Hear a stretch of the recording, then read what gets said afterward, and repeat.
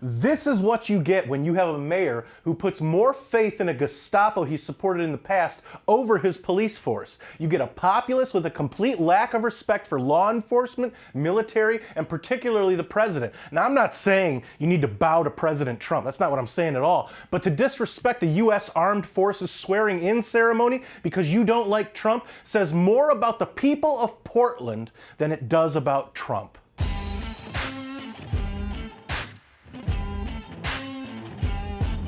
Hey everybody, welcome back to Out of Left Field for MRC-TV. I'm Nick Kangadis. Now don't worry, I have a positive story for all of you as well. We need them just to stay sane in times like these when politicians and the media clearly want all of us at each other's throats on purpose. But first, let me get back to the people of Portland, or at least the people that were in the stands for a National Women's Soccer League game in Portland.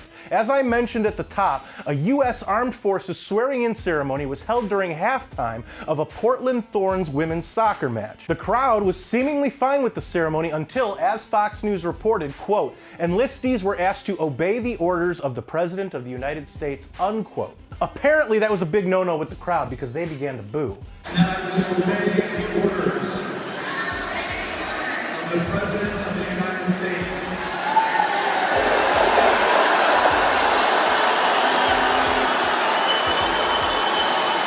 Why? I understand that people on the left coast have very little respect for anything outside of their socialist bubble. But why would you boo at the prospect of soldiers upholding their oath? With their boos, the people in the crowd in Portland might as well have said that they want Trump to die, which I wouldn't doubt a lot of them would enjoy. And it's not like this is the first time enlistees have had to repeat that line of their oath. It's not like Trump made this up on the fly just to piss these people off. But I think what pisses me off more than anything is that grown adults couldn't hold themselves together long enough to respect the swearing-in process for those enlistees. What does that embarrassing show of classlessness say to said enlistees? To be honest, if I'm an enlistee, why would I want to defend people that actively hold disdain for their country? But you know what? They're still gonna do it. And you know why? Because they gave their word. Because despite the repeated displays of ignorance by those in Portland and elsewhere, those in the military will still defend them because it's their right as Americans to be ignorant. As far as the police in Portland, you might as well be on your own if the mayor, who shall remain nameless and always shameless, has his say. Shame on you, Portland. Couldn't hold it together long enough to show respect to the enlistees on one of the biggest days of their lives.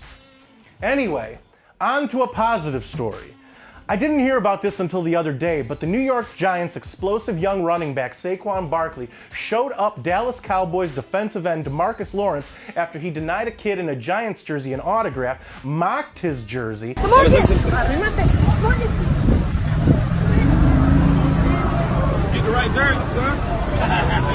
and later tweeted out that people should, quote, suck it up. It's not that Lawrence denied someone an autograph, but it's the way he did it. All he had to say was, sorry kid, not signing right now, and it would have been over with right there. There would have been no issue. But the fact that Lawrence called out the kid's jersey, scoffed at his attempt to get his autograph, and then doubled down in a tweet addressing the issue just reinforces why I've never been a fan of America's team. You don't have to be a fan of a particular team as a kid in order to look up to certain players. When I was a kid, hell, I would have killed for an autograph from former Seattle Supersonics star Shawn Kemp or San Francisco 49ers legend Joe Montana. Back to the positive portion of the story, however.